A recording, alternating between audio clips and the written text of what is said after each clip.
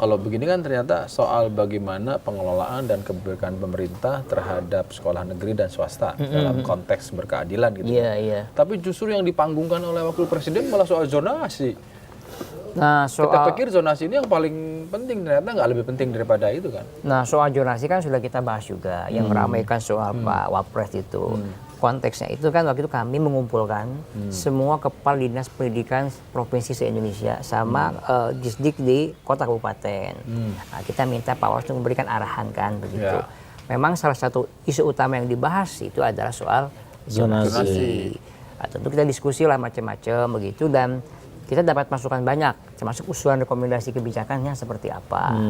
Nah, kita bilang bahwa hasil pertemuan itu tentu akan kita laporkan kepada Bapak Presiden, kepada Pak Wapres juga gitu. Dan sampai hari ini belum ada keputusan soal zonasi. Bahkan Pak Presiden sudah minta kepada Pak Abdul Muti agar keputusan mengenai zonasi itu dibahas dan diputuskan di sidang kabinet. Oh gitu. Tarik. Iya, ini kan soal. Padahal kan kalau bicara zonasi hanya bicara soal sekolah negeri ya. Enggak juga, Mas. Enggak juga. Justru Zonasi gini, itu bisa di PPDB-nya swasta, nggak ada dong. Justru yang jadi korban sekolah swasta, Mas. Oh, karena zonasi orang akhirnya. Ya, jadi kalau zonasi ini nggak diatur, nggak dikelola, itu yang jadi korban sekolah-sekolah swasta. Saya baru kembali dari Timur Tengah Selatan, Soe. TPS, ya Soe, yang dingin daerahnya Di ya. NTT kan betul, dingin banget tuh Dingin, berkabur di sana. iya, di sana. Saya pikir NTT panas, Oh, di Soe daerah dingin. kayak ya, dingin. sebelah sana. Nah, saya ke sana, Mas. Ada satu SMA favorit, SMA 1 di sana. Itu satu kali nerima siswa baru 12 rombel. 12 rombel itu maksudnya 12 Kelas. Oh, kelas. Oke. Itu masih kurang karena di situ cuma satu-satunya sekolah negeri yang favorit.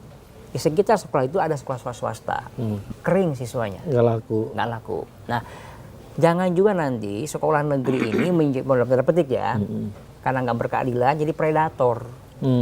Sekolah swasta nggak dapat Siswa. Mas tunggu dulu, Gitu. faktornya adalah soal kualitas di mata masyarakat atau jangan-jangan karena biaya? Karena negeri kan nggak ada biaya. Nah, gini Mas, pokoknya ini tugas pemerintah bikin regulasi kan. Alamiah setiap orang tua pingin anaknya masuk sekolah yang baik, gratis pula. Nah, gitu kan, itu semua lah alamiah. Nggak mau juga kita masuk sekolah itu bayar, nggak bagus kualitasnya, gitu. Nah, sekarang bagaimana cara bikin kebijakan yang membuat gap antara swasta dan negeri nggak terlalu jauh. Yang kedua, Itu gap apa nih? Gap kualitas, gap bayar? gap kualitas. Kualitas. Ya, kualitas. Kalau bayar kadang ya itu bisa gila-gilaan kalau swasta kan. Nah, yang kedua itu kan tadi tidak mungkin semua anak kita terserap di sekolah negeri. Maka masuklah sekolah swasta tadi. Bagaimana sekolah swasta itu juga bisa diafirmasi oleh kebijakan negara. Dia tetap dapat siswa, tapi dapat pelayanan pendidikan yang sama baik dengan yang negeri. Caranya gimana? Ada afirmasi dari Pemda setempat.